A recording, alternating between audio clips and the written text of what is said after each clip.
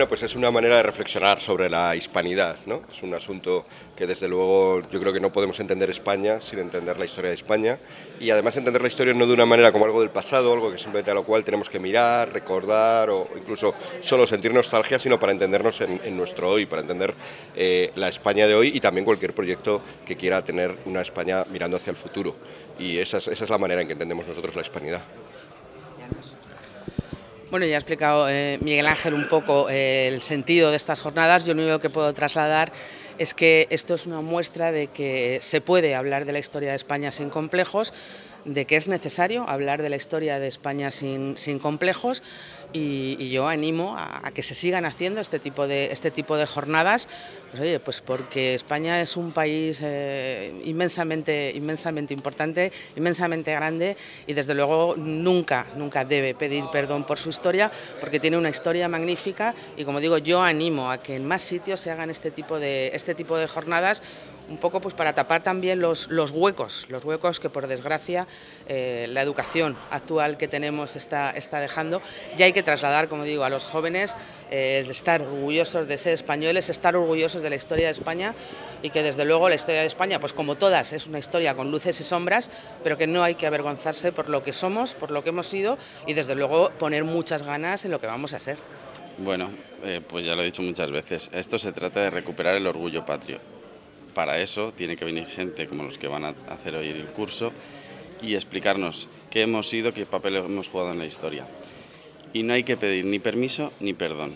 Lo que hay que saber es quiénes somos, estar orgullosos de lo que hemos hecho, porque los españoles somos los que hemos hecho la gesta más importante de la humanidad. Yo siempre digo que la hispanidad es el mayor gesto de generosidad. La hispanidad es el mejor ejemplo de la cristiandad. Así que lo único que puedo hacer es animar, primero, a que estas jornadas se repliquen en otros municipios, donde tengamos concejales que se lleven estas jornadas con ISEP o sin ISEP. Lo importante es hablar de la hispanidad. Yo he traído ISEP porque conocí ISEP en un curso de verano y me pareció algo maravilloso. Es gente muy formada, es gente muy culta y además esto no es que vienen aquí y te sueltan una chapa, esto es que se dedican a reflexionar. Y al final lo que se trata es de que cada uno, con la reflexión que ellos van a trasladar, tenga un poco de espíritu crítico. Nosotros el problema que tenemos en esta sociedad es que está aborregada. Necesitamos información, necesitamos formación y hoy han venido los mejores informadores y formadores para hablar de la hispanidad.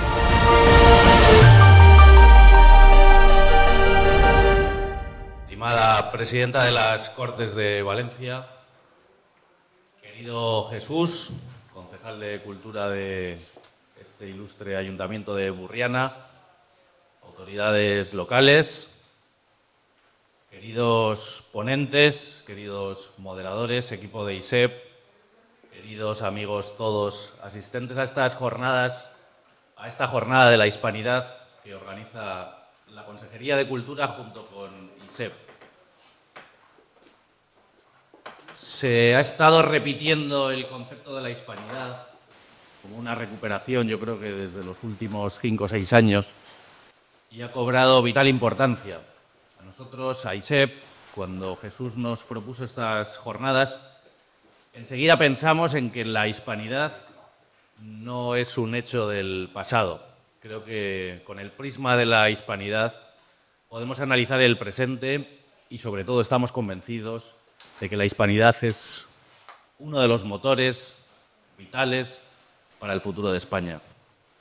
Hubo un poeta en los años 30 del siglo pasado, asesinado, por cierto, por la izquierda frente al mar Mediterráneo, que dijo aquello de que España no se justifica ni por una raza, ni por tener una lengua, ni por una cultura, sino que España tiene una vocación y su justificación en esa capacidad, en ese destino universal de unir lenguas, cultura y razas, buscando ese destino universal que convierta a esos pueblos, a esas razas y a esas culturas en un proyecto común y grande para el futuro.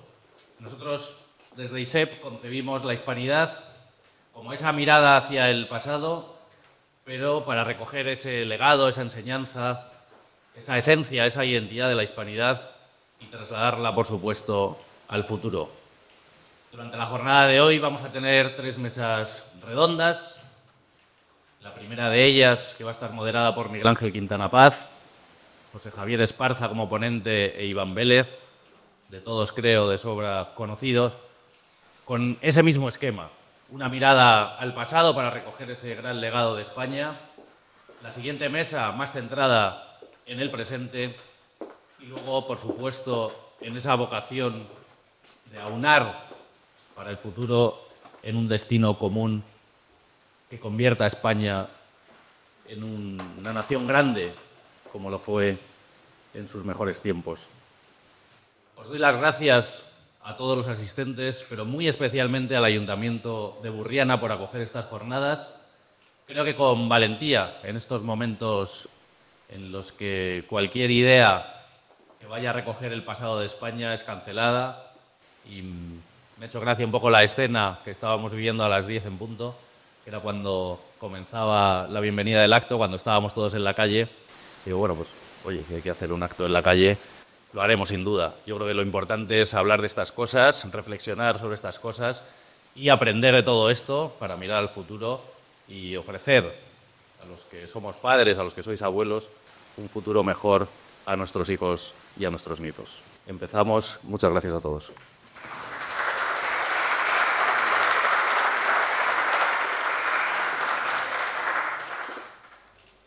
Muy bien, buenos días, Burriana. Buenos días a todos los que tienen la amabilidad y el interés de venir aquí a hablar de este asunto, de la hispanidad. Y empezamos con una mesa verdaderamente de lujo, ¿no?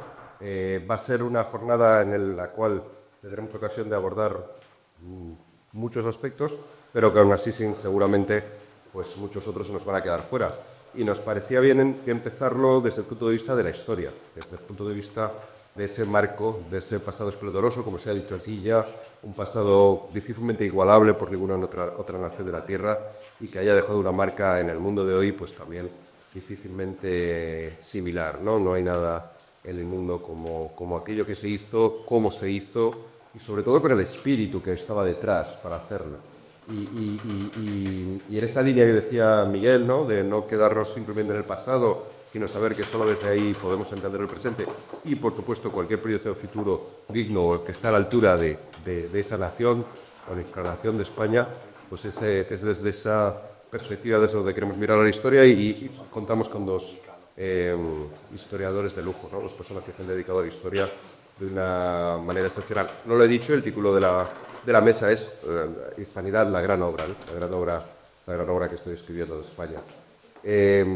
Vamos a empezar con José Javier Esparza, al cual seguramente muchos conocéis, pero quizás si os doy algunos datos más sobre él, sobre su figura, pues a lo mejor sí que os acaba de ilustrar su personalidad. José Javier es licenciado en periodismo por la Universidad de Navarra, cursó además estudios, pero es complutense, que es siempre le presento mal porque el dato que me han pasado está mal. Cursó además estudios de doctorado en ciencias políticas, en historia. Como muchos saben, actualmente presenta El Canto al Agua, pero no es ni muchísimo menos su única labor periodística, que resulta la más prolija. Estuvo en ABC y en los distintos medios, ¿no? Televisión, prensa, como ABC. Fue redactor también, entre otros, del Semanario del Siglo, responsable de comunicación, una labor también bastante ligada, ¿no?, al mundo del periodismo, en la Fundación BBVA, director del programa La Estrella Polar en la cadena COPE y en una función también ligada al mundo de la comunicación, pero también muy ligada al mundo de la cultura y de la política, de la capacidad de hacer cosas por nuestro país. Pues dirigió el gabinete del secretario de Estado de Cultura durante el segundo mandato de José María Aznar. Era secretario de Cultura de Remonto, era nada más y nada menos que uno de los grandes poetas, ¿no? Luis Alberto de Cuenca. Forma fundamental de libros, una de las cosas conocidísimo. Y en INSEE en Madrid tenemos la suerte que desde el primer momento, desde hace el año 2020, ¿no?, que es donde empezamos nuestro corto, en cierta medida, pero ya muy abundante, yendo de acontecimientos su trayecto, pues desde el principio contamos con él para que coordinara toda el área, precisamente, de historia, ¿no? Como dicen, tan importante donde no solo es coordinador, sino también, por supuesto, profesor. Vas a hablarnos, creo que, del virreinato, ¿no? Sí, de lo que significa. De lo que significa el virreinato. Bueno, voy a hacerlo de pie, pues va a ser más cómodo para mí, sobre todo, y seguramente para vosotros también. No sé si se me lleva bien con el aparato este, sí, fenomenal. Pues muy buenos días a todos, muchas gracias Miguel Ángel y gracias a todos por haber venido aquí. Lo que yo quería contaros parte de la siguiente constatación, que es algo que poca gente repara. Mirad la historia de Europa entre 1501 y 1816. Más o menos el comienzo de las guerras italianas en nuestro continente hasta el final de las guerras napoleónicas. Y ahora mirad el mismo periodo en América. Desde principios del siglo XVI hasta principios del siglo XIX, en Europa son 300 años de guerras prácticamente sin pausa. Nos desangramos todos juntos y con una alegría extraordinaria. Españoles, franceses, italianos, ingleses, flamencos, no para de haber guerras. Y ya dará ese mismo periodo en América española. No pasa nada. Y es asombroso. Porque desde aquí estamos acostumbrados a imaginar a América como una realidad uniforme, pero nada más lejos de la realidad. Muy pocas cosas unen a unos pueblos amerindios con otros. De hecho, nada les une. La situación geográfica, si acaso. Ni en cuanto a fuentes culturales, ni en cuanto a linaje étnico, ni en cuanto a nada. Y sin embargo, sobre ese territorio se impone un orden que permite mantener una estabilidad en materia política, económica, social, etcétera, extraordinaria. Imaginaos que sois, ponéis en el lugar de Felipe II, que es un lugar siempre grato de ponerse. Y tenéis en vuestras manos un mundo que abarca prácticamente un continente con pueblos que entre sí no se entienden y los que tú tampoco entiendes, por otra parte, está muchísimo aprender esas lenguas, cada cual con sus instituciones, sus tradiciones, sus estructuras, y cómo los gobiernas. Lo más natural es que entren en guerra entre sí, son pueblos extremadamente distintos. Yo creo que entren en guerra contigo, por supuesto, y además que sea permanente. Tratar de construir con eso un orden político estable es muy complicado. Tratar de convertir toda esa realidad humana en un aparato económico y social que funcione es muy difícil. Y sin embargo se consigue y es auténticamente prodigioso. Generalmente, y es lógico por otra parte, nosotros nos quedamos fascinados con la gran aventura del descubrimiento y la conquista. Yo tengo un libro sobre eso, La cruzada del océano, que se acaba justamente cuando las grandes conquistas terminan. Pero esos son apenas 50 años, ¿eh? Son poco más de 50 años, desde el descubrimiento de América hasta la conquista de las Filipinas. ¿Qué pasan? 70, 60 años. ¿Y luego qué? Es impresionante, porque luego lo que pasa es que nace un mundo que se mantiene muy estable y además en unas condiciones de prosperidad económica, cultural, etcétera, sin parangón con lo que estaba pasando en Europa. Esto es algo que se nos suele hurtar porque, por una parte, el espectáculo de la conquista, de verdad que es asombroso, y por otro lado, toda la historiografía posterior ha puesto el acento en la oposición entre la Europa que llega y los indios que hay, pero, uno, los indios que hay no son los indios. O sea, eso realmente no existe. Hay las diferencias entre cualquier nativo del sur de Norteamérica, Florida, por ejemplo, y un mapuche en Chile, son inmensas. Son dos mundos distintos. No hay una realidad amerindia. En segundo lugar, tampoco es exactamente una potencia europea lo que llega. Lo que llega allí, que es la España de la época, es esencialmente el Renacimiento. Y también sin esto no se entiende nada. Estamos acostumbrados a imaginaros la España del 16 con los tintes de la leyenda negra, el fanatismo religioso, la oscuridad, todo el mundo vestido de negro, como esto era siempre de luto, el ceño fruncido y tal. Bueno, el negro, que sepáis que van de negro porque era lo más caro de la época, el negro a la de cuervo, que además se sacó precisamente de un tinte en el Yucatán, ¿verdad? Era la moda. Y rostro ceñido lo más mínimo. La realidad es que lo que llega allí es el Renacimiento, y eso significa organización, racionalidad, orden, construcciones. Y una voluntad deliberada de tratar de construir un orden lo más justo posible. Y eso es exactamente lo que empieza en América a partir de la llegada de los primeros españoles, que en todo el siglo XVI son apenas 200.000. Son apenas 200.000. Hay un periodo tremendo, en muchos aspectos trágico, en muchos aspectos glorioso, desde mi punto de vista más gloriosos que trágicos, pero bueno, que es el de las conquistas. Lo conocemos bien. Yo no quería incidir tanto en esto como en qué haces después. Y lo que haces después es gobernar. Si queréis poner un ejemplo más cercano, imaginaos que sois un celtíbero, de los que está aquí cuando llegan los romanos. Sois celtíberos, sois muy valientes y vais contra los romanos porque son unos puñeteros invasores, porque hacéis la guerra y perdéis. Y al día siguiente los romanos te han hecho un acueducto y te han construido una calzada y te han hecho un teatro. ¿Y tú qué piensas? ¿Cómo lo van a ganar? Claro. En líneas generales, en la historia de las civilizaciones, siempre una civilización superior se impone a otra porque es capaz de dar respuestas más eficaces, más eficientes a problemas objetivos de la existencia. Y eso es exactamente lo que el Renacimiento, es decir, España, llevó allá. Con sus singularidades, y por cierto con singularidades bastante ventajosas respecto a lo que era el mundo romano, que es la integración de lo que había allí. Y esa integración se opera fundamentalmente con una readaptación de las propias instituciones locales, el tema económico hablará después Iván Vélez, que es interesantísimo, con una revolución completa desde el punto de vista religioso, también hablará luego en detalle de esto Iván, es decir, con una visión del mundo nueva, y sobre todo con instituciones, que sí que son específicamente nuestras, y que son la mayor parte, por otro lado, nacidas en el calor de la Reconquista, son los ayuntamientos, los municipios, los cabildos en América son básicos. A partir de ahí cambia el chip. Para conquistar una selva hace falta un cierto temperamento.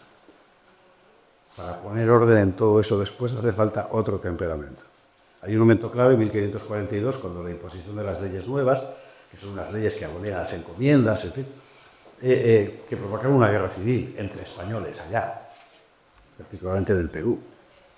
Es la época de la conquista. Los que están allí son guerreros y se hacen la guerra. La corona intenta primero sofocarlo con un guerrero, un rey que venía a demandar las galeras del Mediterráneo, nada menos, termina muerto y decapitado. La corona manda entonces a un señor que se llama La Gasca, que era un clérigo de estos de la época, que no es que fuera un santo, era de hecho ese camino, porque era lo que le tocaba en familia, era esencialmente un hombre de leyes, un señor bajito, delgado, del que se reían mucho todos porque tenía las piernas muy largas y el cuerpo muy corto, y cuando subía a caballo era un espectáculo verlo. Bueno, y la Gasca jamás esgrimió una espada, llevaba solo un breviario, no llevaba otra cosa. El que pone orden es La Gasca. Ocasionalmente con mano dura, es el que manda a ejecutar a Gonzalo Pizarro, pero es él, como había cientos de Lagascas en la corte española, gente de mérito, que había crecido en la administración por sus estudios, por sus conocimientos, por sus capacidades, el que empieza a organizar allí algo que ya es políticamente un... Y este momento de la entrada política es lo que hace absolutamente singular la epopeya de la hispanidad, más incluso que las conquistas, porque tienes que organizar un mundo en el que todo es distinto. Tienes que hacerlo de tal forma que todo aquello que hay allí, toda aquella gente que hay allí, que ya es tu gente, no quede excluida. Eso es importante. Eso que se llama Imperio Español, que en realidad solo fue imperio formalmente un tiempo, con Carlos I, luego no había emperador, descansa sobre un principio que data de la época de los Reyes Católicos, que es la evangelización. ¿Por qué? Porque la evangelización es lo que legitimaba las conquistas desde el principio. Y es algo que los reyes, tanto por convicción como por obligación política, van a vigilar siempre. Esto quiere decir que tienes que construir un orden que no puede ser injusto. con los criterios de la época. En un mundo que tiende a ser injusto siempre, entonces como hoy. Lo cual obliga a una permanente vigilancia política, religiosa, moral, cultural, también económica de ese mundo que estás construyendo. De tal forma que todo el paisaje americano, hispanoamericano, se llena de instituciones que van orientadas a eso. La fundamental, por supuesto, la Iglesia, que va a actuar permanentemente como contrapeso del poder y además eficazmente. Pero también todo el repertorio legal. Y sobre todo la voluntad de que aquello que tú has conquistado, puesto que forma parte de tu misión, no sea un terreno para depredar, sino que sea en la práctica otra España. Y del mismo modo que Roma hacía otras Romas, España va a hacer allí otras Españas. Y ciudades, y catedrales, y universidades, y carreteras, y todo eso que todos sabemos. Y la integración de la población autóctona dentro del nuevo marco político. ¿Tú me avisas cuando me queden 3 minutos? Porque yo me pongo a hablar de esto y puedo no parar nunca. Si miráis quiénes explotaban las minas de Potosí, por ejemplo, veréis que la mayor parte de los concesionarios tenían nombre cristiano, Carlos, por ejemplo, y apellido inca. Todos eran indios cristianados, viejos caciques indios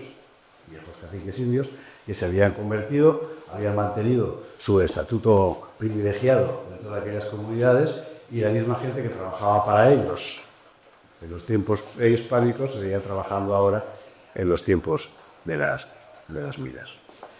Pongo este ejemplo porque me parece que es muy gráfico.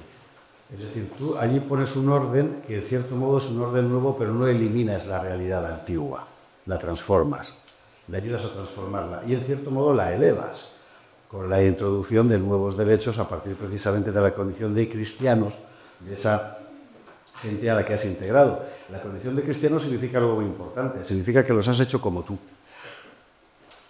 Es decir, que no son ciudadanos de segunda. Pues el concepto ciudadano en la época, en fin, no existía propiamente tal, pero no era un súbdito de segunda.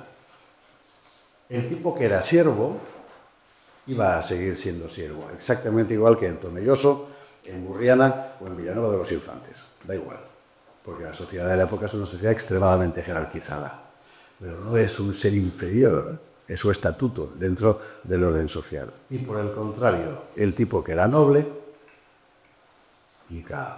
Mexica, lo que fuera, iba a seguir siéndolo. Y de hecho lo van a seguir siendo. Y sobre esta jerarquía social previa se instala una nueva que ahora empieza a hablar español y a rezar a otro Dios, al que todos, por cierto, de inmediato asumen. Pero del tema de la evangelización ya hemos quedado en que los cada después iban. Empiezas creando audiencias, es decir, justicia. Empiezas creando cabildos, es decir, ayuntamientos que organizan la vida local.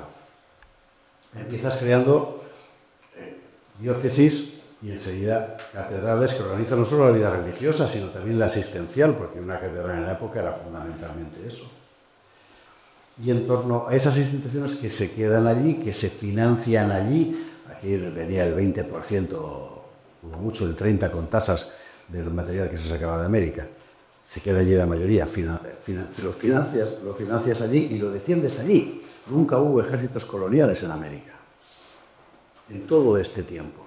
Cuando atacan los corsarios británicos en el 17, en el 16, cuando atacan los ingleses, más corsarios británicos a principios del 19, en todo ese tiempo, no hay un ejército colonial defendiendo, ni en Cartagena de Indias como las de Beza, era la gente de allí.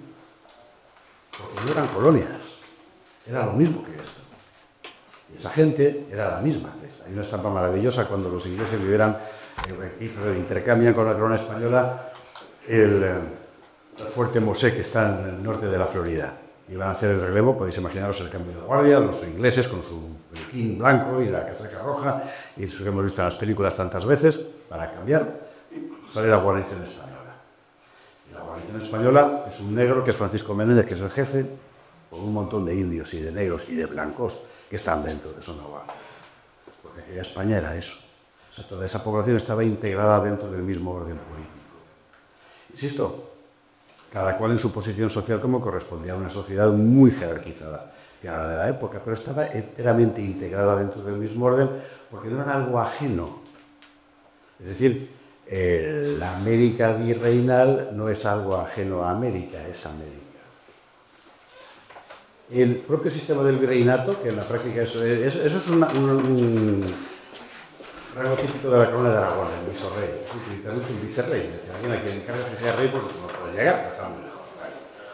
Los propios virreinatos son el mejor ejemplo de eso. Es decir, no tienes un gobernador colonial gordo tomando ginebra para quitarse tónica, para quitarse la malaria, como los ingleses en la India. Es que es otro concepto. Lo que tienes es alguien que hace las veces del rey para que allí la justicia del rey sea la misma que aquí, porque todo es lo mismo. Y cuando uno empieza a ver simultáneamente todo, la verdad es que las cosas te cambian, ¿eh? Es decir, por ejemplo, la Ilustración, ¿vale? Todo el mundo tiene la idea de Ilustración española, bueno, sí, Feijóo es lo del bueno. Sí, Jovellanos, no sé qué, vale. Es que la Ilustración española del 18 no es solo la peninsular, es todo lo que se está haciendo al mismo tiempo en lo que hoy es Colombia, México. Claro, es que todo es lo mismo. Es que todo es lo mismo. Cuando se lleva la vacuna de la viruela en 1803, ya lo había intentado llevar un señor que es uno de los grandes sabios, lo era ciertamente, de historia científica colombiana, que es Mutisera de Cádiz. Claro, porque todo era lo mismo. Los conceptos que utilizamos habitualmente de la historia de España, la historia de México, la historia de Colombia y tal, en realidad no se pueden entender si no aplicas todo ese plano a la pantalla. Y ese plano es todo lo que había a los dos y a los tres lados del mar, porque en Filipinas es exactamente igual. Con la variante de que son pueblos mucho más variados, mucho más dispersos, una realidad geográfica absolutamente... Mira, a propósito de Filipinas, hay un historiador filipino que dice algo que me parece que nos viene muy bien para entender este asunto. Él dice, en realidad las Filipinas no existían. Es verdad, las Filipinas no existían. Mirad el mapa, son centenares, miles de islas. Los pueblos que las habitaban eran enteramente diferentes. Había un sultanato musulmán, había otra parte de arriba que eran más chinos, en fin.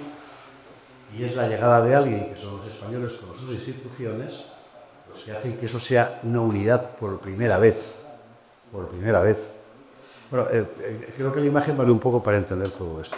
Es decir, es la voluntad política de una corona renacentista completamente, que es la española de la época, y cristiana completamente, la que hace que todo esto funcione como una unidad, con la voluntad deliberada de que funcione como una unidad. Y cuando no funciona como una unidad es la propia corona la que lo intenta corregir, permanentemente. Entonces, la recopilación de las leyes de India se publicaron en tiempos de Carlos II. Todas, es así, claro, porque no se había parado de legislar jamás. Hay mucha gente que dice, lo cual demuestra que no se cumplían las leyes. Pues, vale, bien, sí. Es lo que demuestra fundamentalmente es que había una voluntad política permanente de que se cumplieran. Claro. Y eso organiza el mundo. Eso organiza el mundo. Es muy fácil poner el acento en lo que no funciona, en lo que falla, y es justo también. Pero eso es, digamos, un aspecto menor respecto a lo que era el gran objetivo y a cómo funcionó aquello. Porque el resultado, citaba antes el asunto de la Ilustración, es que a finales del siglo XVIII, principios del siglo XIX, las grandes ciudades de la América española, desde todos los puntos de vista, eran equiparables, si no superiores, a las ciudades europeas. Sabes que hay un personaje que se llama Humboldt, hay dos Humboldt, ¿no? Alejandro y Guillermo. Bueno, pues estaba el estudioso, es el que se queda en Alemania, y hay unas terribles becas Humboldt hoy en día, y luego estaba el aventurero, que también era estudioso, pero este se va a América. Entre otras cosas, se va a buscar el dorado, lo encuentra, es una laguna, la laguna de Guatavita, la de seca. Se gastó más dinero en desecarla que el oro que encontró, fue un desastre. Este se va a hacer un viaje, y es al mismo tiempo un viaje político, geográfico, botánico, pictórico, con la idea de estimular las emancipaciones de América respecto a España. Era un liberal de la época, masón y esas cosas, bueno. Y lo que... ¿Sí? Bien. Lo que encuentra no tiene nada que ver con la idea que él se llevaba. Y hay un informe Humboldt sobre la realidad de la Nueva España que vale la pena leer, porque lo que él te cuenta es que en esclavos no hay. Esclavos negros, pero son muchos menos que en el norte. La población sierva campesina vive mal, pero no vive tan mal como en Europa. Los mineros tienen trabajos duros, pero cobran más que en Alemania, por ejemplo. Ese tipo de cosas.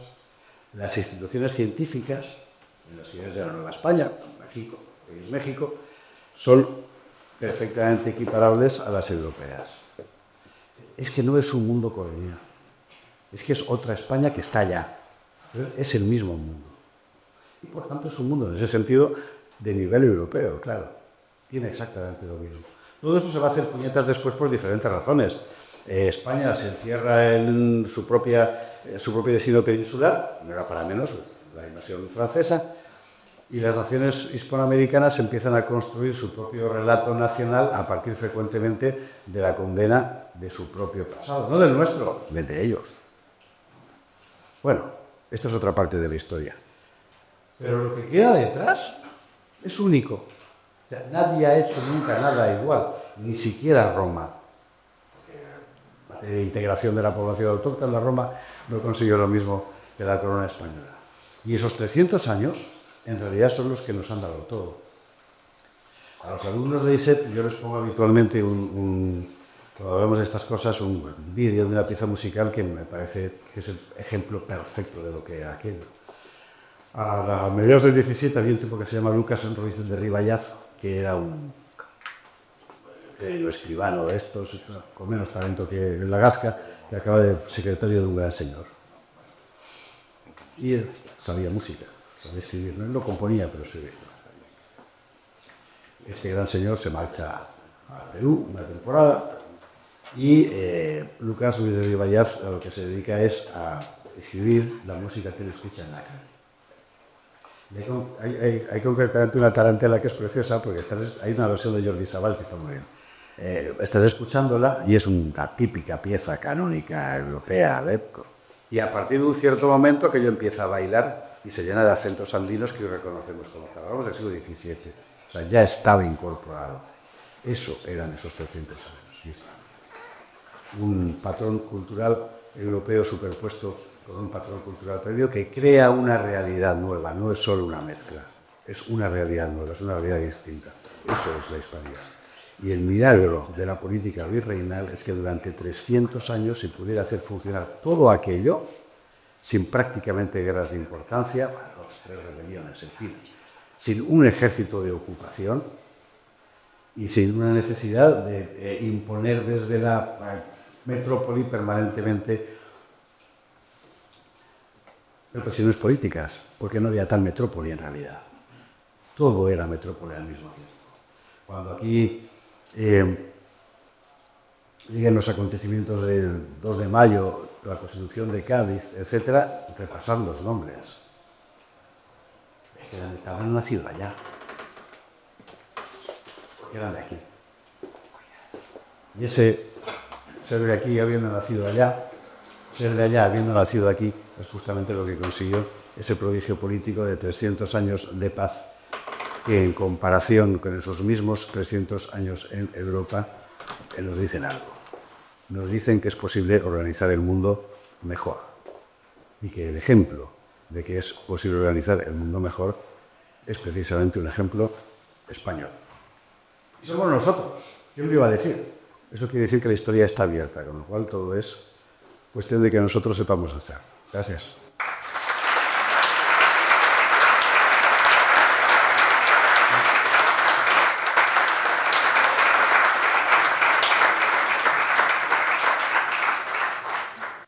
Muy bien, pues como se las prometía, nos ha dado Javier un muy buen marco general para empezar este día y para comprender, para quitar algunas de las dificultades que a veces se tienen para entender la propia hispanidad y luego también no solamente para para romper esos mitos o esas leyendas negras, esos elementos de leyenda negra, sino para empezar a entender lo que sí que hubo. Efectivamente es un fenómeno muy curioso en la historia y que por lo tanto pues hay que explicarlo una y otra vez porque inevitablemente tendemos a pensar, bueno, pues si llamado imperio me parecerá a los demás imperios, al imperio inglés, al imperio holandés. Bueno, pues si España fue allí será pues que iba a colonizar, y era la metrópoli, no tendemos naturalmente a poner unos marcos que justo la hispanidad se encarga de construir, de romper, y es por lo tanto muy importante partir de aquí. Vamos a seguir un poco avanzando, seguimos en el marco de la historia, como decía al principio, y ahora, como también ha anunciado Javier, Iván nos va a comentar, nos va a hablar sobre dos asuntos, a la vez uno muy terreno y a la vez el otro pues muy celestial, pero cómo se entrecruzan entre sí, ¿no? Los dioses y lo económico, ¿no? Lo divino y el oro, ¿no? Del que tanto se habla, por otra parte. El oro parece siempre uno de los grandes protagonistas cuando se habla de la hispanidad. El oro lo que implica, pues, desde el punto de vista económico, desde el punto de vista de infraestructura, diríamos, con un cierto vocabulario, pero también eso, la visión que tenía de Dios, de la religión, de lo divino. Esa combinación, a su vez, yo creo que es muy fructífera. Iván es conquense, es arquitecto, dirige la Fundación DENAES, la Fundación en Defensa de la Nación Española, ya tiene sus 20 años, sí, es un regambre considerable, y a su vez es investigador asociado de la Fundación Gustavo Bueno, ¿no? La fundación que dejó este gran filósofo, que también ayudó tantísimo, ¿no? En aras de que empezáramos a entender lo hispano y la hispanidad y el pensamiento que hemos hecho los que hablamos en español. Colabora en distintos medios de comunicación y ha escrito numerosos libros, uno de ellos precisamente sobre la leyenda negra en Ediciones Encuentro, por eso antes también le atribuí la etiqueta de historiador. Historiador es el que historia, como filósofo de filosofía, obviamente no hace falta tener un título, ¿no? Sócrates o Platón jamás tuvieron como filósofos y Heródoto jamás tuvo como historiador. Ha escrito sobre la leyenda negra, ha escrito sobre la conquista de México, también algo evidentemente muy ligado a lo que estamos hablando aquí, pero ha ido más allá con otros textos como como Nuestro hombre en la CIA o La Reconquista, publicado más recientemente en el año 2022. Participante en numerosas obras colectivas, pues voy a mencionar entre ellas una dedicada precisamente a Gustavo Bueno en Ediciones Pentalfa, es articula gran parte del pensamiento. Y también tiene también en Ediciones Pentalfa un libro, bueno, veis, los ámbitos teóricos se reparten siempre en temas, a mí al menos me parecen de los más interesantes, un libro sobre Podemos, comunismo, populismo, socialfascismo, del año 2016, o sea que empezó a investigar el fenómeno bastante pronto. Va a intervenir en congresos internacionales, nosotros le hemos tenido también en ISEP y contamos con él porque desde luego el verdadero placer que nos ha habido servir en nosotros. Bueno, yo me voy a mantener estático, no tengo esa puesta en escena tan espectacular como tiene Esparja y nada, agradecer por supuesto a la organización y a venir a Burriana, que nunca había venido, por cierto, y por supuesto también a Iseto Pinta Tama. Claro, que es evidente que no soy María Saavedra, que lo refiero. Estaba enferma, yo tenía que haber el jugado el papel que está desempeñando a Miguel Ángel. Y bueno, pues ayer improvisamos un poco este reajuste y voy a intentar, porque es verdad que Esparza ha hecho una visión muy amplia, yo le he tocado prácticamente todos los palos, yo voy a incidir en dos un poquito más, aunque tendré que pisar terrenos ya hollados por Talla. Son dos, y sobre todo en el contexto del 12 de octubre, que anualmente nos trae siempre las mismas matracas, devolvednos el oro y el genocidio. Yo creo que estas son las dos grandes ideas fuerza de la autodenominada izquierda que todas las ediciones es que no acabo de entender nunca, lo hablábamos antes en la entrada, el negro legendario es de manual. Y bueno, genocidio ya es casi todo, ya es pues un término filosófico, pero bueno, ya es un término coloquial y genocidio entonces es prácticamente todo. Pero sin embargo, genocidio hay que decir que es prácticamente nada, porque la idea de genocidio es casi una idea límite y es además un término que empieza a circular a partir de lo ocurrido en la Alemania nazi con el periodo judío concretamente. Ahora se ha dado la vuelta propagandísticamente, pero es el exterminio sistemático y eso, y ya entramos en materia, sin duda no es lo que es ser español. Nuevo muy, de que se pase siempre de nuevo mundo, ¿eh? Y es una esa terminología porque América es otra cosa probablemente, ¿sí? Que habría que entrar en muchas disquisiciones, pero me gusta más esa terminología del momento. Genocidio no hubo. ¿Hubo matanzas? Sí, hubo matanzas, pero es que en todas las épocas de la historia, esa institución madre de la historia, es decir, que es la guerra, puede ser muerte. Probablemente es así, pero es una institución plenamente humana. No hay guerras entre animales, ¿por qué? Porque no hay Estado, pero hay sociedad política. En cuanto las hay, pues tiene que haber relaciones de dominio, de violencia, etc. Entonces no hubo genocidio, lo digo claramente, y no hubo, ya por ir desmitificando conceptos, esto es algo que yo creo que a lo que nos debemos de dedicar, no existía el indio, que es algo que yo creo que ha sufrido de ti, Fafa, no existía el indio en abstracto, todavía era un mosaico, siempre reticular esa imagen, ¿no? De sociedades étnicas en distintos grados civilizatorios. De hecho, los límites del Imperio Español, yo utilizo el término, es un Imperio Español, más allá de, porque otros imperios que dicen ser uno no lo son. La PES no lo fue, el litosipo y luego ya puede ser otra cosa. El de Pepado por allá llevan la penitencia. Por Anita, o sea, para ti. Vamos a ver, los grandes momentos del despliegue español en el Nuevo Mundo son cuando se toman los grandes centros de poder, que los grandes imperios, que también el imperio de Travinia, ¿no? Que en el imperio mexica y el imperio Inca. ¿Dónde España empieza a diluir y a titubear? ¿Y dónde encuentra sus propios límites? Pues en dos sitios, en el interior, en las praderas norteamericanas, que lo que hay son ensoñaciones, las 7 ciudades de Cíbola, oro, pero no ciudades donde implantar y donde sustituir, que va a ser quitado un nivel de que hubiera una reformulación de las que hicieron de todo, es decir, que el interpuesto erradicando las cosas en las propiedades también, ¿no? Y en las selvas, donde tampoco había tierra. ¿Por qué digo todo esto? Porque el Imperio Español en realidad es un imperio, decimos los materialistas en la escuela de Buoni, que es un imperio civilizador en varios sentidos.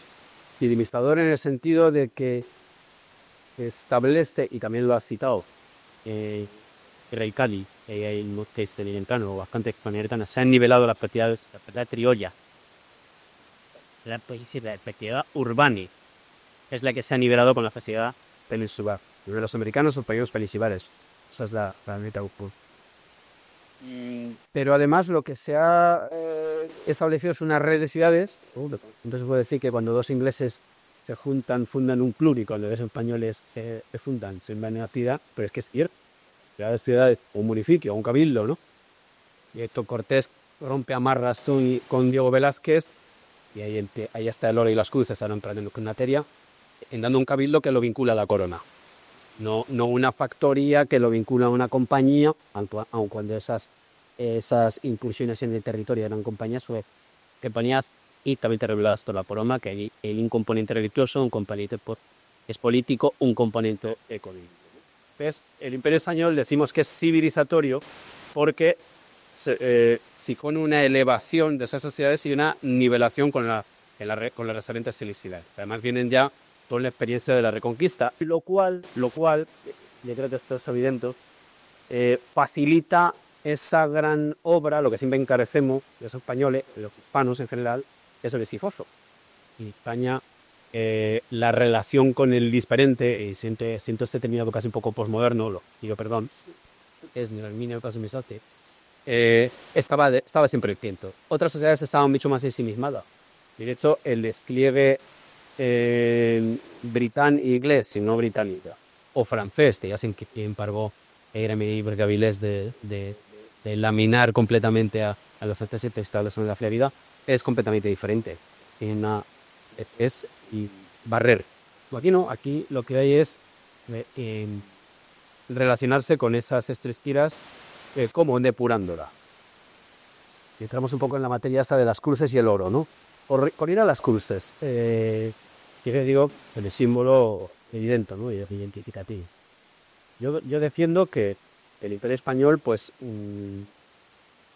necesita de esas estructuras urbanas e imperiales para transformarlas. Y estos grandes centros son México y Lima, pero tal. Luego hay unas réplicas continuas y así.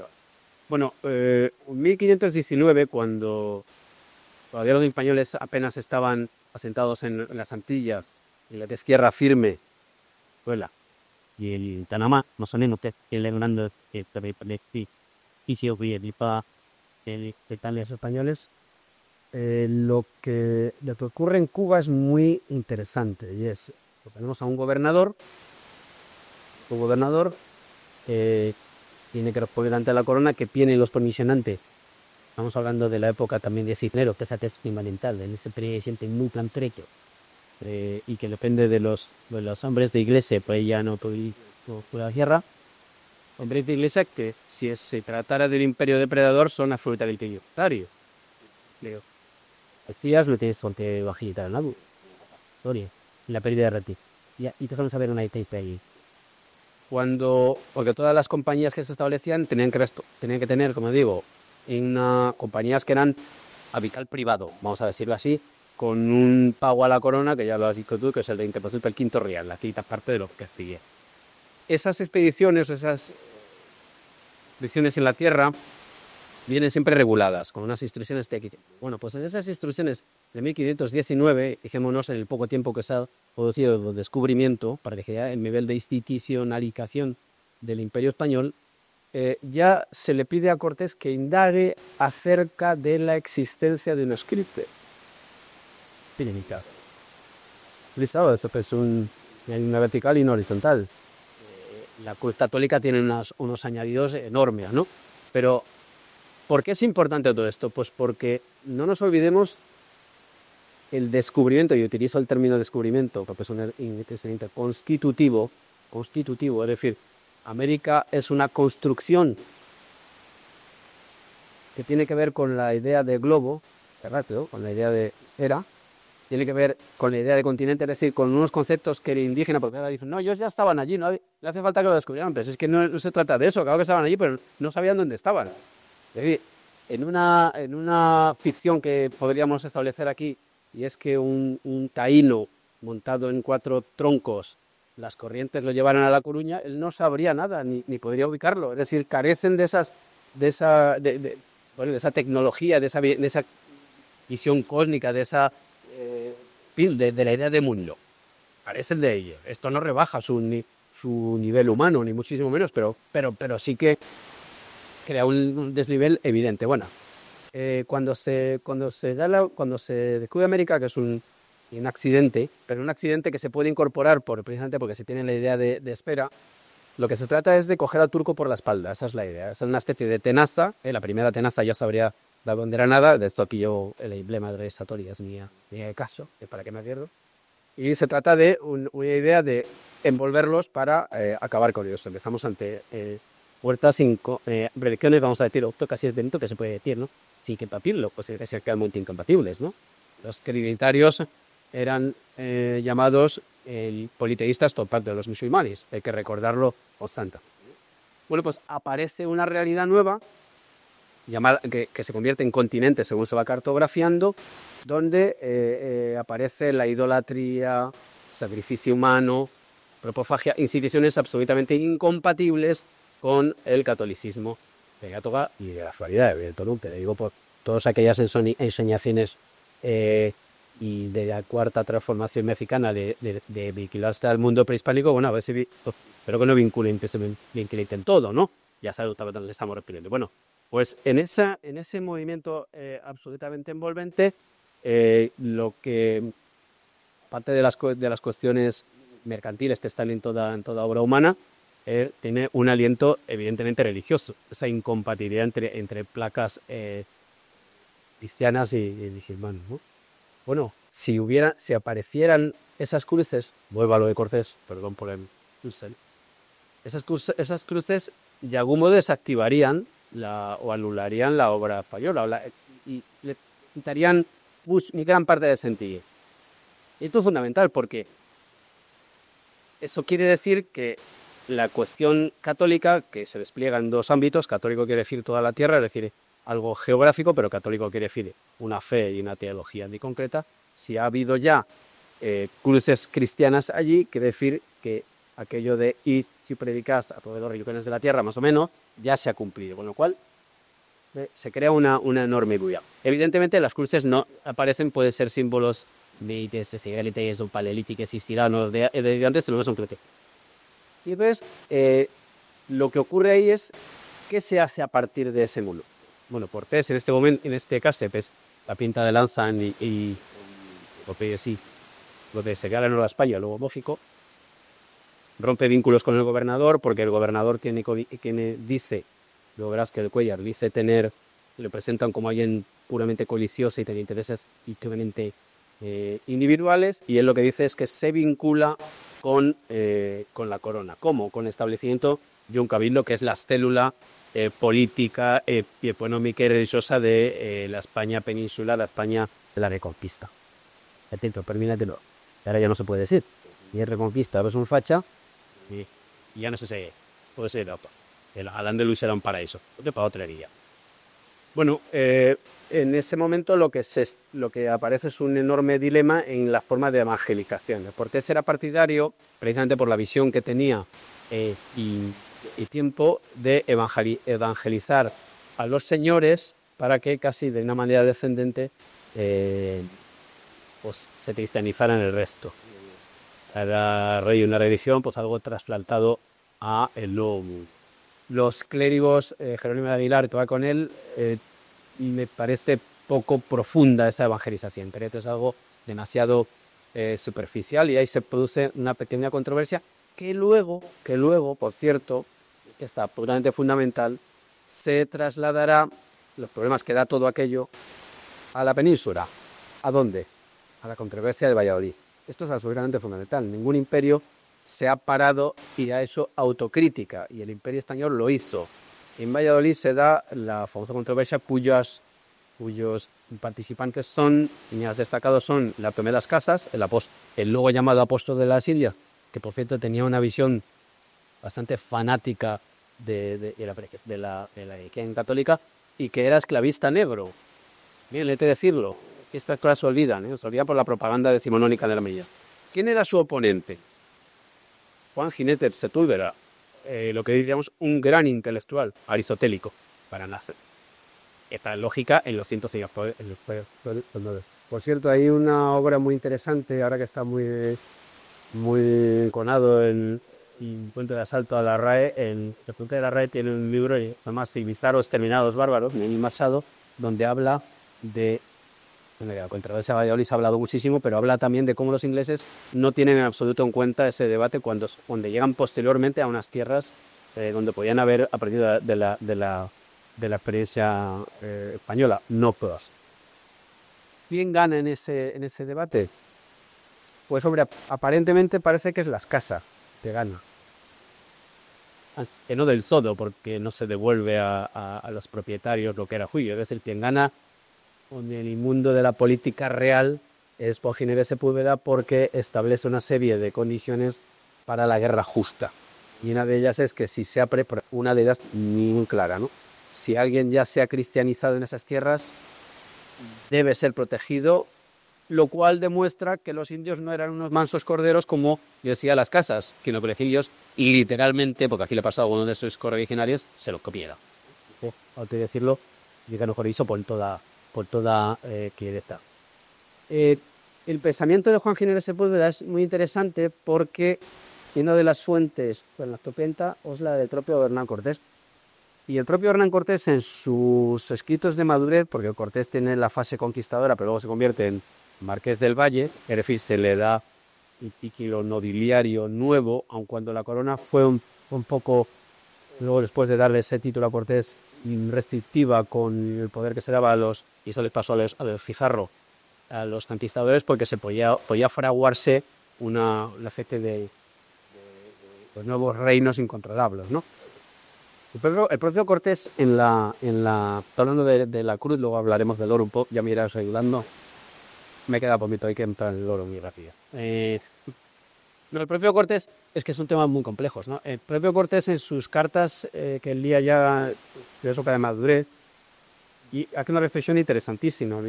Y que la encomienda que les ha leído a ella, que la Antel es muy hábil porque él habla de depósito de ellos, no de depósito de ellos, cuando hay una división temporal, todavía la obligación era evangelizarlos, era una obligación, y cuando hay una restricción que en ese caso sería abusiva. De ahí las leyes de ellas constantemente inventando el dictado. Él lo que dice es que el indio no es una especie de buen salvaje que presenta las casas y que si se quiere proteger la obra evangelizadora de los españoles, se le debe exigir al encomendero tener armas para proteger en los caminos al evangelizador. No olvidemos que Cortés es el que pide la llegada de franciscanos, que él decía que las órdenes jubilares eran mejor que el clero secular,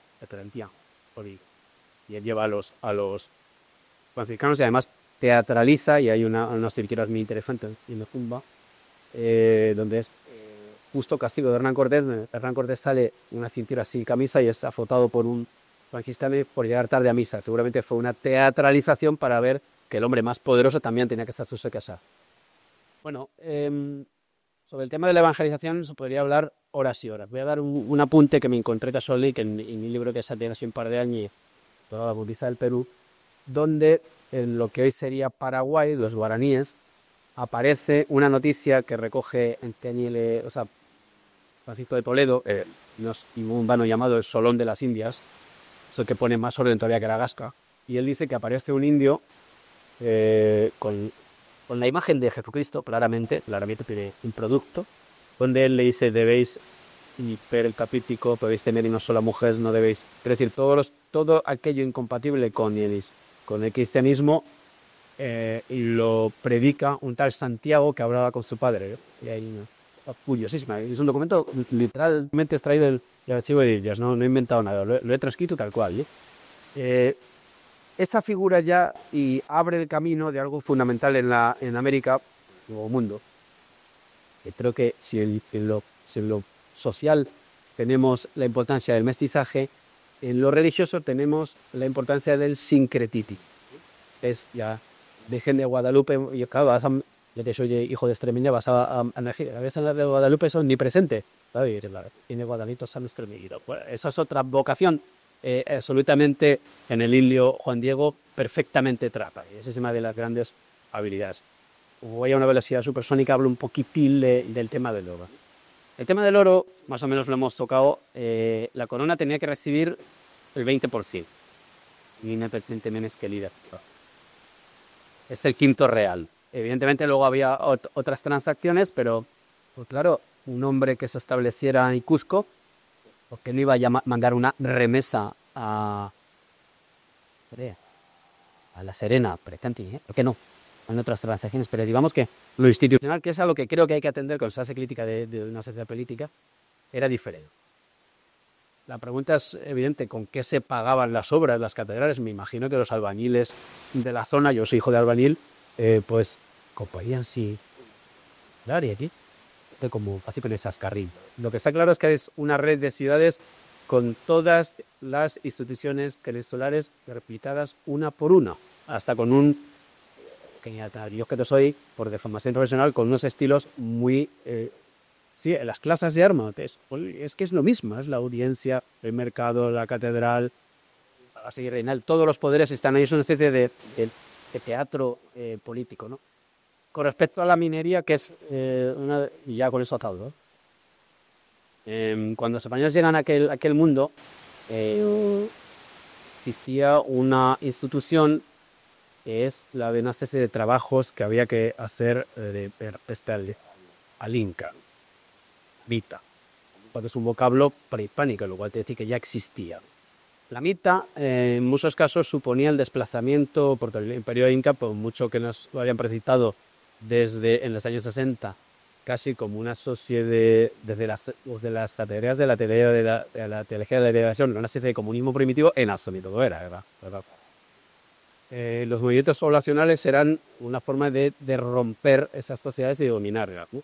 Bueno, los españoles establecen, lo tengo también completamente montado, pero hablar del libro, pues sí, el libro, en la cuestión de la minería. La mitad la mantienen, pero la transforma, la atenúa. Dice, por ejemplo, que en el traslado de unos y de un lugar a otro deben ya ser mantenidos, que es una serie de desplazamiento tirante. Y dicen, usted tiene metal, uno, que ya lo he dicho, es captar. En ello, si descubre una mina, puede ser minero. Cuando se habla de minero, se habla de propietario de la mina, no de minero replicador. El indio puede ser minero. Hay unos reglamentos que dicen que la jornada del indio, estoy hablando del año 1560 o por ahí, va de sol a sol, como aquí ha sido toda la vida hasta antes de ayer.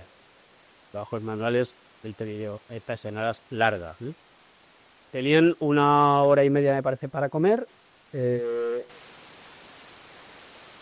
Tenían una serie de descansos estipulados y unos salarios más o menos razonables. Y una cosa que me parecía fundamental, que me no lo haga. Y eso dice, pues, cuando estuvieran todos los indios en la boca de la mina, cuando se ven el mayor número de ellos concentrados, se les leyeran las ordenanzas en buena lengua. Es decir, no es porque siempre se ha dicho con esto del requerimiento, es que claro, se lo hizo en latín, bastante sabe el indio lo que es, seguramente eso es así, pero la propia experiencia, la propia experiencia iba mejorando los mecanismos y se ha aclarado todo, que ya estaba regulada y Humboldt, como decía, David lo dijo bien, y pareció hacerle una última anécdota. Las leyes nuevas de 1542 acaban con la encomienda, es decir, el mundo por el que habían derramado su sangre los conquistadores se derrumba, y es lógica pública y de reacción. Se anticipa casi los ejércitos y de las guerrillas de Chile. Dije, es el ejército que congrega alrededor de Gonzalo Pizarro y de Francisco de Carvajal, el llamado el demonio de las Indias, se llama Ejército de la Libertad. Para dirigirlo con el siglo XX, el héroe de Iso. ¿De la libertad de qué? De la libertad con respecto a esas leyes que vienen a acabar con el mundo por el que habían muerto muchos. Se omite también la cantidad de muertos. Si la mortandad era elevadísima, te quedas con los que han hecho fortuna, que tampoco eran todo. Antes mueren. En la primera sedición de Cortés, la pariente de Pizarro, muere un tercio de 100 personas.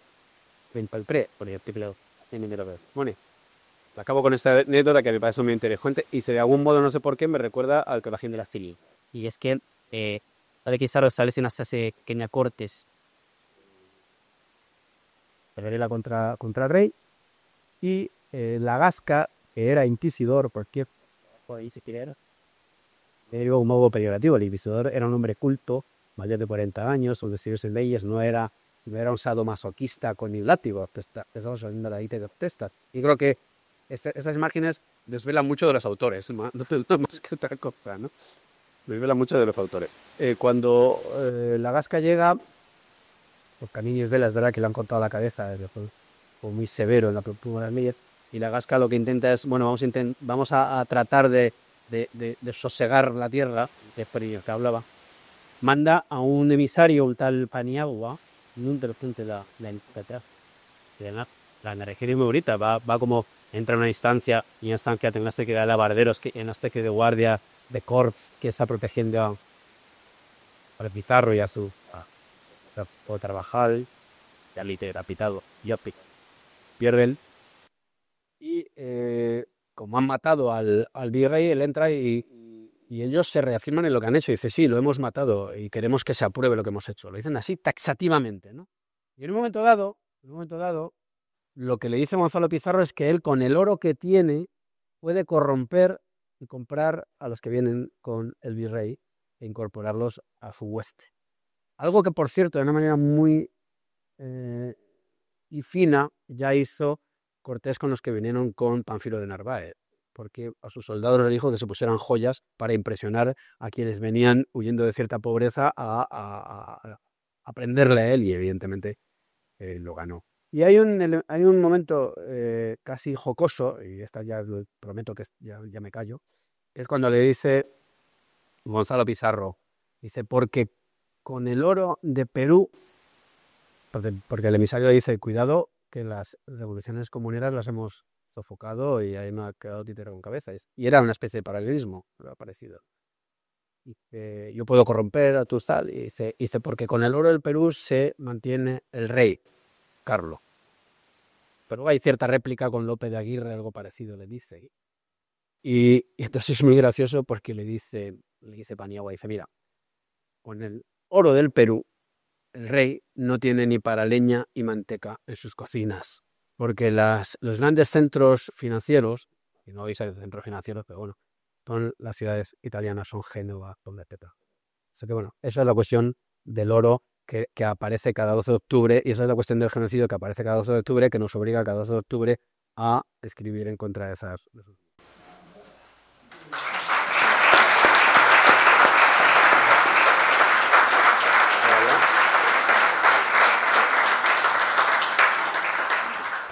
Muy bien, muchas gracias. Si queréis ahora podéis entrar en un pequeño diálogo, si queréis comentar alguna de las cosas, bueno, tú de lo que ha dicho él, dado que es el tubo que ha hablado, y luego abrimos un pequeño turno de preguntas entre el público.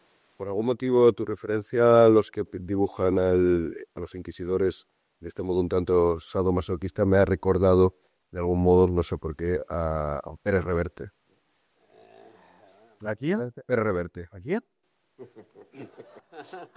Arturo, sobre la cuestión del oro es absolutamente fundamental entender lo siguiente. Para la inmensa mayoría de los pueblos amerindios antes de 1492 el oro no tenía ningún valor, más que ornamental. Por el contrario, un cascabel de vidrio era un tesoro, porque no había. Esto es una cosa que luego estudiamos en la escuela de Salamanca. Las cosas son valiosas solo en función de su escasez o su abundancia. Cuando Colón llega a la Española, el oro estaba no en minas, sino en placeres, que se llama, que son yacimientos a cielo abierto, en fin, fríos y esas cosas, y lo utilizaban los indios para hacerse narigales, y pero un español lo veía y se volvía loco con aquello. Y nosotros tampoco entendían muy bien, porque por el contrario, imaginaros, además podéis imaginar la escena perfectamente, un tipo de Trebujena con los de provincia de Cádiz, con los dientes sucios y una bolsica con cascabeles, mira, y el otro se quedaba fascinado, claro, es tonto, no, que el indio estaría pensando, el tonto eres tú, claro, porque a mí esto me sobra realmente, ¿no? Pero lo que tú tienes, yo no lo tengo. Y esto es muy importante para entender toda esta cuestión del famoso expolio. Aparte de que sepáis que el Galeano que citan las Belarras y las Monteros todos los años, él ha dicho que se equivocó. Toda esta historia del expolio viene de un libro que son Las venas abiertas de América Latina. Bueno, viene de antes, pero este, digamos, es el canon. El propio Galeano ha dicho, cuando yo escribí aquello no sabía todo lo que sé ahora. Es que era mentira, simplemente. Bueno, en todo caso, a efectos, perdonadme, la estupendez. De antropología estructural es muy interesante. ¿Cuál es la relación con el valor, con la riqueza de unos y de otros? Porque eso sí que es un encuentro de dos mundos que no tienen nada que ver. Porque la forma de organizar tu vida ha sido enteramente distinta. La rueda. Las civilizaciones amerindias más evolucionadas conocían la rueda, pero no la usaban. No había carros. Sí que había ruedas, la vez por todas partes. Pero a nadie se le había ocurrido meterle un eje y hacerlo rodar. Subrayo esto no para decir que si eran más tontos o menos, no, porque en otras cosas eran espectaculares, sino porque cada grupo humano da respuesta a la realidad que tiene alrededor de una forma determinada. Y las grandes diferencias culturales precisamente descansan sobre esa diferencia en las respuestas. Por otra parte, los amerindios aprenden inmediatamente el valor del oro y de su comercialización, que es la gran cuestión. En Cuzco, enormes cantidades de oro. No funcionaba como un elemento de cambio. Con España sí. En Filipinas, que sepáis, que va a ser la plata, el oro no. Y la plata tiene más valor que el oro. Y de hecho, el gran negocio va a ser llevar oro de India para venderlo plata, para venderla a cambio de oro en en Asia. Estas cosas es importante tenerlas en cuenta porque cuando se habla de los expolios normalmente se pierde de vista lo esencial, que es el valor objetivo de las cosas en cada contexto concreto. Por lo demás, hasta donde yo sé, el año pasado y el anterior, México y Perú siguen estando entre los principales productores de oro y plata del mundo. O sea, el expolio simplemente es falso. De lo que sí que se puede hablar, si acaso, es el expolio de la fuerza de trabajo. Y aquí es donde entra la cuestión de la mitad, que es muy interesante. ¿Sabéis cuál es el problema? Que la tesis de ellos es la siguiente. Aquella gente trabajaba para sus comunidades y cuando llegaron los españoles tenían que trabajar para el chupín.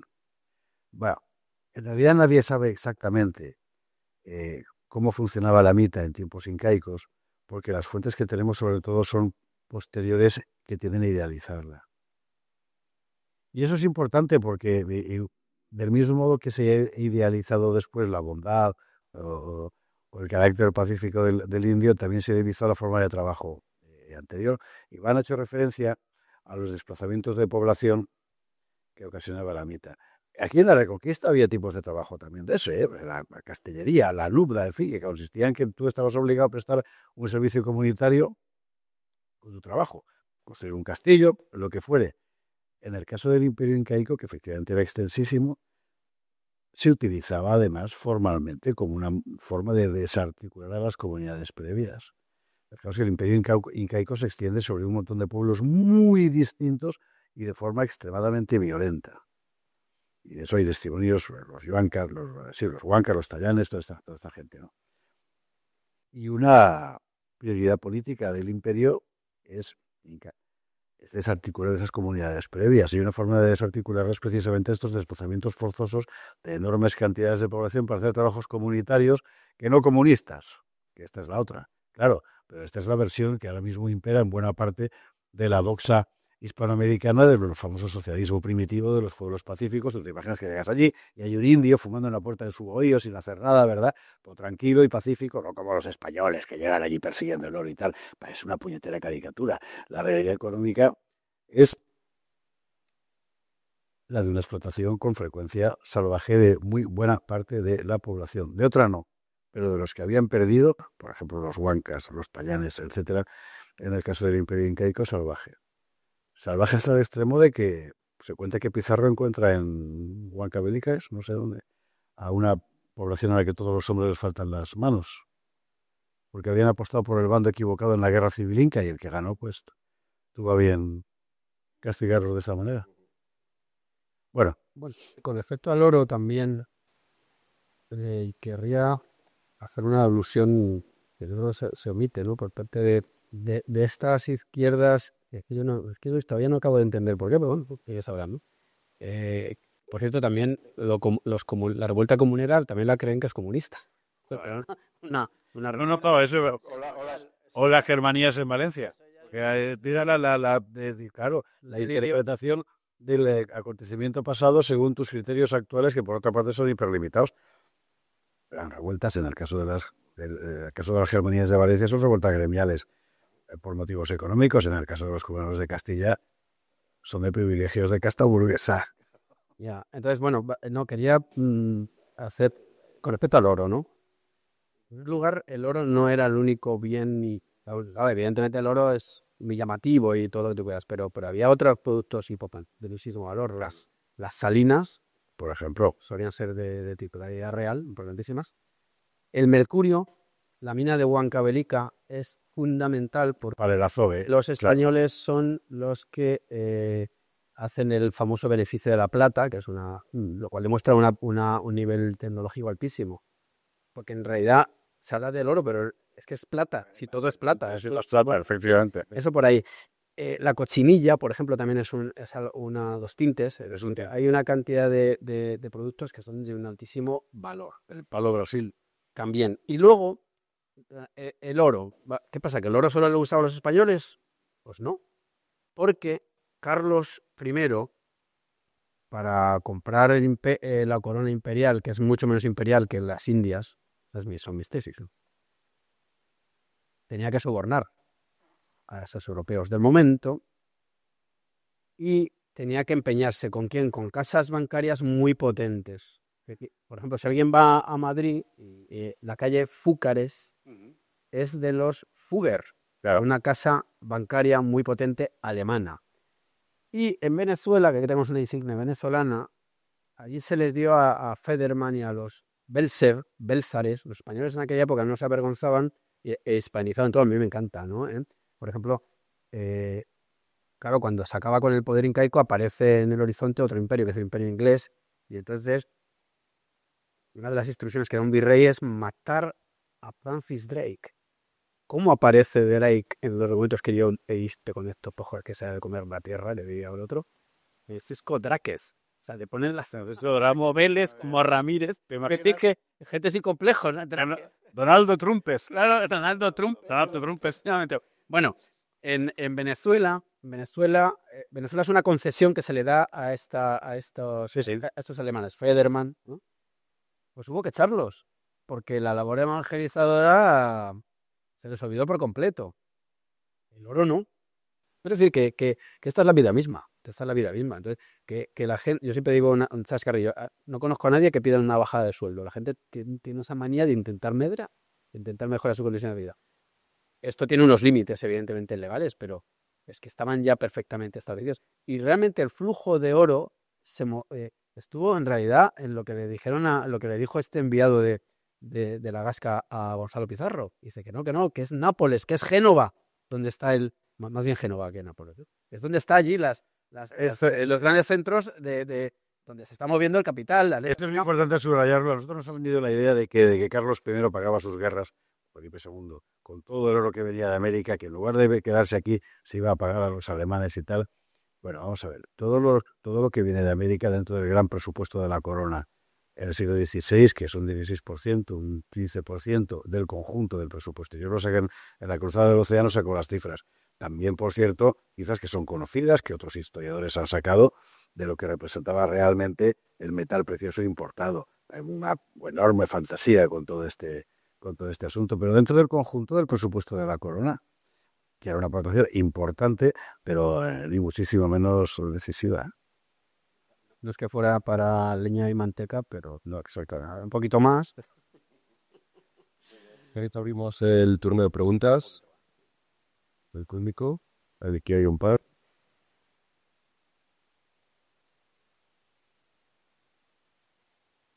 No es una pregunta, es una postilla o es una adenda, porque habéis toda vuestra presentación en hablar de la hispanidad y en subrayar las bondades de la hispanidad, pero yo creo que muchas de esas bondades brillan mucho más si el análisis lo hacemos en una perspectiva histórica y en un contexto comparado, es decir, si contrastamos el legado de España en América con lo que estaba sucediendo en el resto del mundo. Es decir, cuando los españoles cogemos el último navío en Veracruz y nos volvemos a la península para ya no volver, ¿qué es lo que dejamos ahí atrás en comparación con lo que había en otros lugares del mundo?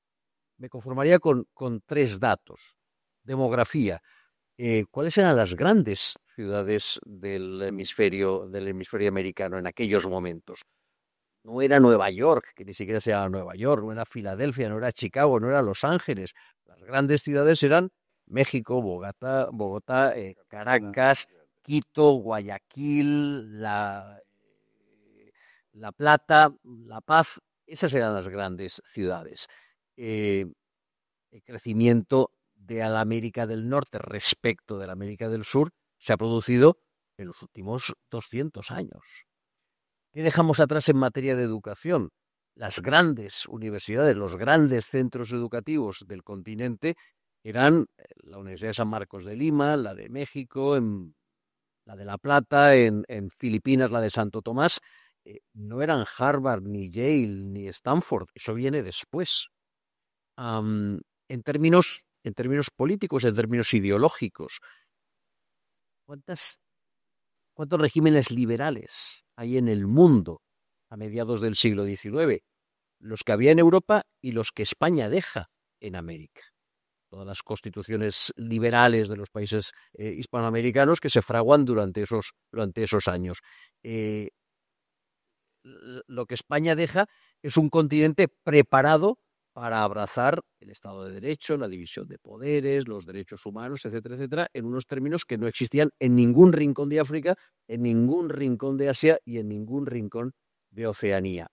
Si luego el desarrollo político de otros países ha sido infinitamente superior y disponen niveles de estabilidad política mucho mayores de los que hemos visto en la América hispana, no es por culpa de lo que España dejó, sino por culpa de lo que pasó a continuación. La comparación del periodo hispánico con el periodo republicano explica muchísimas cosas y aún así la izquierda nos sigue vendiendo el mito de que los responsables del atraso político, del atraso económico, de la desigualdad social en la América hispana somos los españoles. No, los españoles nos marchamos dejando a esa parte del mundo en las mejores condiciones para haber tenido un desarrollo como el que a la postre acabó teniendo América del Norte o a la postre acabó teniendo Europa Occidental.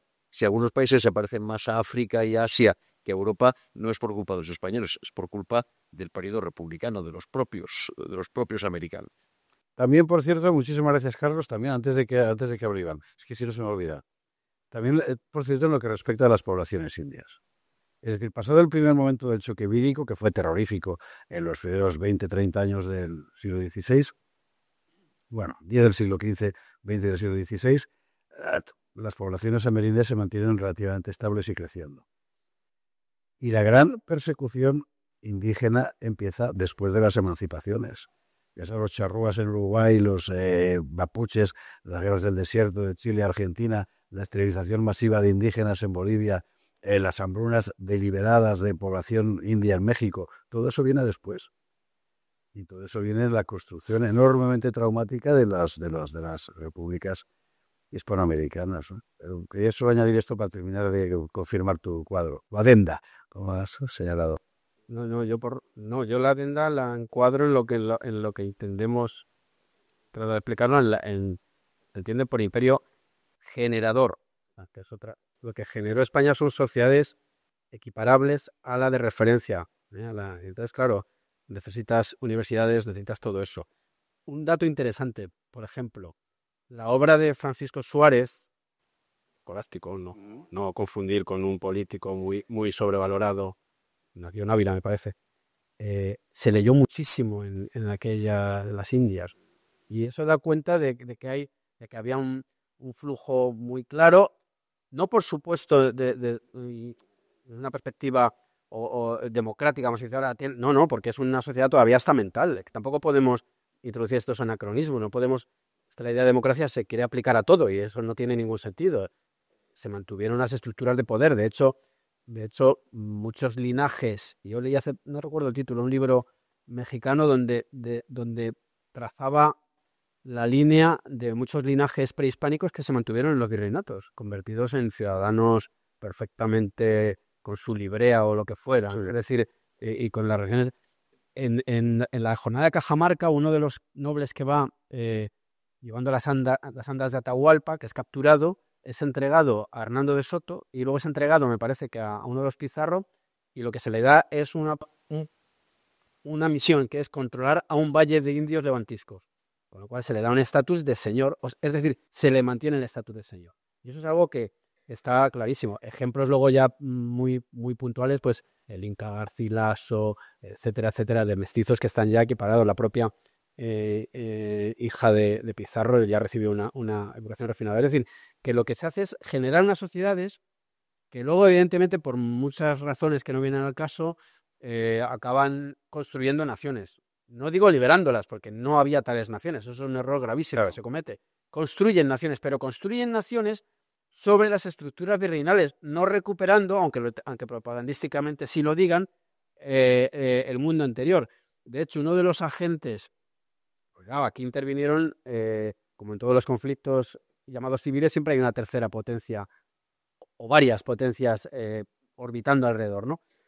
Los nacientes de Estados Unidos mandan a principios del siglo XIX a Joel Robert Poinsett, un ministro plenipotenciario, a enredar, vamos a dejarlo así, ¿no? Le echaron de Buenos Aires, lo acabó en México, que fundó una serie de logias masónicas con nombres prehispánicos, Cuauhtémoc, es decir, ahí ya el elemento, el indigenismo, que es, me parece a mí, que es otro de los debates que habría que, si mantuviéramos esta jornada durante mucho tiempo, pues ahí, claro, la dimensión propagandística es enorme, pero solamente puede implantar, fíjate qué curioso, esos movimientos desagregadores por el hecho de que hay unas sociedades que entienden perfectamente ese tipo de mecanismos, ¿no? Y eso quiere decir que se han nivelado, y lo que genera España son sociedades idénticas a suyas. Otra cosa es que la cuestión haya acabado como ha acabado, ¿no? Pero eso ya es más responsabilidad de ellos, efectivamente.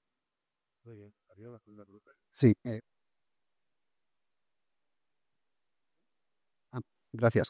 Bueno, gracias a la mesa por su tiempo y esfuerzo, pero me gustaría hacerles una observación. Ha sido muy esclarecedor, puntos de vista materialistas, con todo su gran aporte que hace al conocimiento de la historia y a su interpretación. Pero me gustaría, intentando abstraerme, yo creo que está claro que la hispanidad es hija de la cristiandad, y eso es un marco que no se puede desdibujar en todo el proyecto.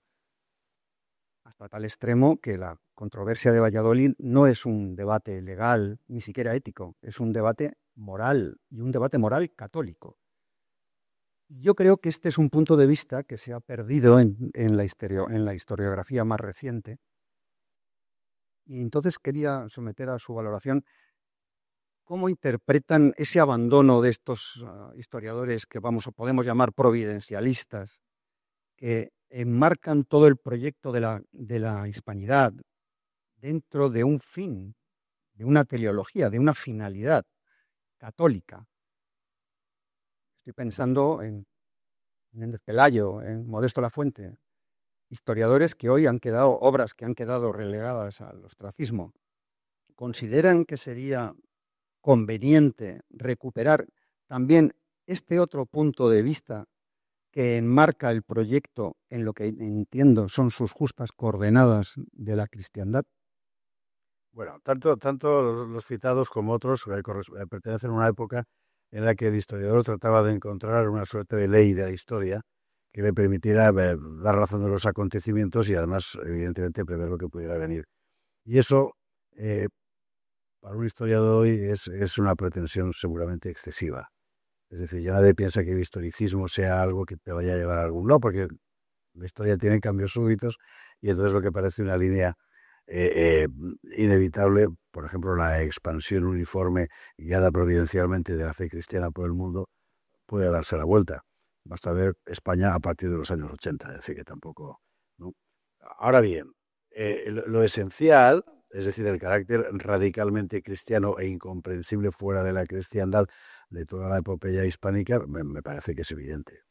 Y también es, desde mi punto de vista, una de las razones fundamentales por las cuales se quiere perseguir a toda costa, omitiendo la causa. No habría sido posible, en el mejor de los casos, la América española habría sido solo otro nuevo imperio romano sin la cristiandad. Es decir, un lugar de, bueno, al final habría habido allí comunidades políticas que se habían revelado.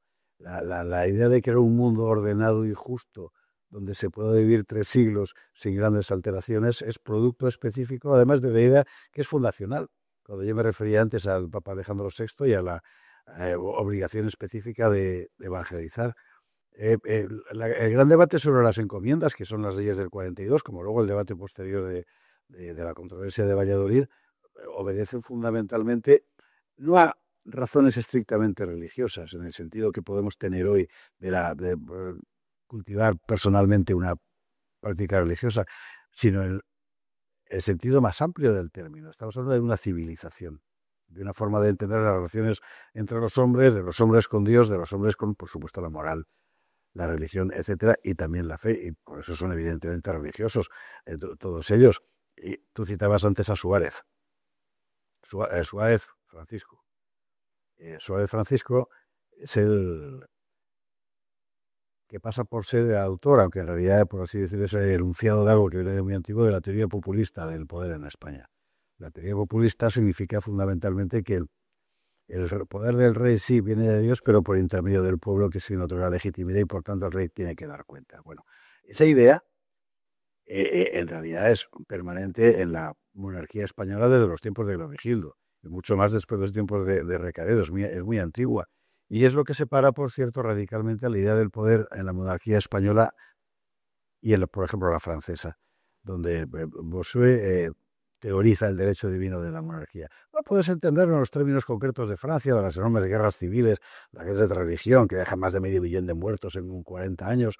Bueno, pero en el caso de España concretamente, la idea del poder es inseparable del control moral del poder. Y ese control moral del poder no es una moral abstracta, es una moral específicamente religiosa que es cristiana, y sin ella no se entiende absolutamente nada. Y en la concepción, además, de lo cristiano bajo su forma católica. Es decir, es una forma política, como decía Carl Schmitt. Así que sí, te doy la razón completamente. Bueno, yo pongo un comentario muy breve. Vamos a ver, desde perspectivas materialistas, que son las ideas que yo adopto, no me escondo, es que el catolicismo tiene un grado de racionalidad superior a otras alternativas. Para empezar a hablar, ¿eh? Sí. ¿Por qué? Por la propia complejidad, por ejemplo, del dogma de la Trinidad. Por ejemplo. Por la idea por la autocrítica que mantiene constantemente. La controversia de Valladolid es un ejemplo interesante de cómo, si hubiera un único modo, que es el que decía Las Casas, él hablaba de un único modo, se viene abajo. ¿Por qué? Porque lo que se está discutiendo allí en Valladolid en realidad son esas dos perspectivas clásicas, que es una por el imperio hacia Dios, Las Casas, y su opuesta, por Dios hacia el imperio, que es la que en realidad se abre paso. Podemos fantasear con qué hubiera ocurrido, pero la que se abre paso es evidentemente es esa, ¿no? Y la limitación que se hace del poder de la Iglesia en las Indias es inequívoca. De hecho, en las primeras instrucciones, son muy interesantes las instrucciones a los virreyes, esas hay que leerlas. Se va viendo las modulaciones y las limitaciones. Ya Carlos I empieza a decir, oye, cuidado, la Iglesia debe no autogestionarse, pero sí medianamente autofinanciarse. Es decir, que las relaciones entre el trono y el altar son muy complejas. Pero desde luego, el catolicismo en ese sentido tiene un grado, insisto, de racionalidad mayor. A mí me parece que lo que se abre paso históricamente es eso. Con respecto a los historiadores, es por Dios hacia el imperio. Por Dios hacia el imperio, perdón. ¿Qué ocurre con los historiadores? Pues es que, claro, aquí ya nos metemos en otro debate, y es que la historia es siempre presente. O sea, el historiador trabaja con los materiales que le llegan a su mesa.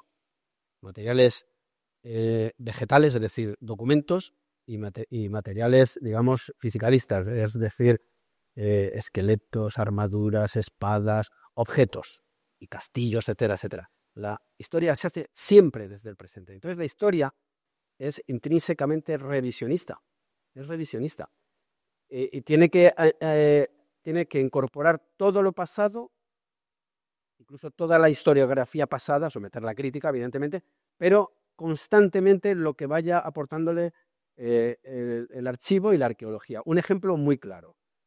Se ha criticado a los cronistas de Indias diciendo que es mentira lo de los sacrificios humanos. Eso es una exageración, es una especie de justificación de la conquista. Bueno, pero ¿qué ocurre en el año 2016 en la Ciudad de México? Que empiezan a excavar en la calle Guatemala y aparecen una cantidad de cráneos que resultan ser el zompantli, que era la estructura de los sacrificios, donde se disertaban como una especie de andamiaje por los parietales, se encajaban los cráneos de los sacrificados, y luego en una de las crónicas se habla de dos estructuras circulares del gran zompantli, había muchos, de la Ciudad de México, de Tenochtitlan. Claro, ahí la reliquia, es decir, el propio altar de cráneos que la arqueología ha hecho aflorar, avala lo que dicen los historiadores. Es decir, la interpretación de una especie de fabricación de un motivo para la conquista se cae, porque es que existe realmente eso. Y esa es la labor del historiador. Es un poco lo que decía Quintana Paz, es que esta titulitis es absurda. Filósofo es el que hace filosofía, como si no ha pisado nunca en su vida en una facultad. A lo mejor es hasta peor haberlo pisado. Incluso, y no lo digo porque yo pisé en alguna ocasión y es mejor pisar en algunos sitios, ¿no? Y luego de la historia, pues yo creo que la historia es pues eso, documentos y monumentos, relatos y reliquias. La historia fenoménica. Pero que hay un problema con el Imperio Español. Es muy difícil hacer historia. Casi siempre se hace filosofía. Casi siempre se hace filosofía. Porque todo lo que estamos hablando hoy, esclavitud, imperio, son categorías filosóficas. Es que ese es el problema de España. Es un imperio filosófico. Porque la lengua española tiene una densidad filosófica continua, vamos. Y tiene que ver con este choque y conexión y relaciones con sociedades muy diversas. Muy bien, pues conectando con este elemento filosófico, me gustaría mencionar a otro autor de Salamanca, de la Escuela de Salamanca en este caso, suena también Lugo por Salamanca. En este caso es Juan de Lugo, a propósito del asunto que hablabas tú del oro, ¿no? Del valor del oro, el valor relativo del oro y el del vidrio, ¿no? Esta reflexión, en aquel momento no existe la economía como disciplina distinta, lo hacían los filósofos, y Juan de Lugo, claro, dándose cuenta de que una misma cosa en lugares distintos tiene valores absolutamente diferentes, como nos ha explicado muy bien Esparza, pues llega a la conclusión de que, por lo tanto, ese valor, para conocer el valor real de una cosa, tendríamos que conocer el valor que le atribuyen todos y cada uno de los individuos en todas y cada una de las situaciones, lo cual es un cálculo infinito, por lo tanto es un cálculo que pertenece solamente a Dios, que solo Dios, por lo tanto, podría valorar el valor objetivo de las cosas. Todo lo demás son valores subjetivos. Bueno, no voy a refutar a Juan de Lugo, ni mucho menos, pero creo que el valor de esta mesa, aunque no podemos conocerlo en términos del infinito o del absoluto, en términos de los que estamos aquí, ha sido inmenso. O sea que gracias a ambos.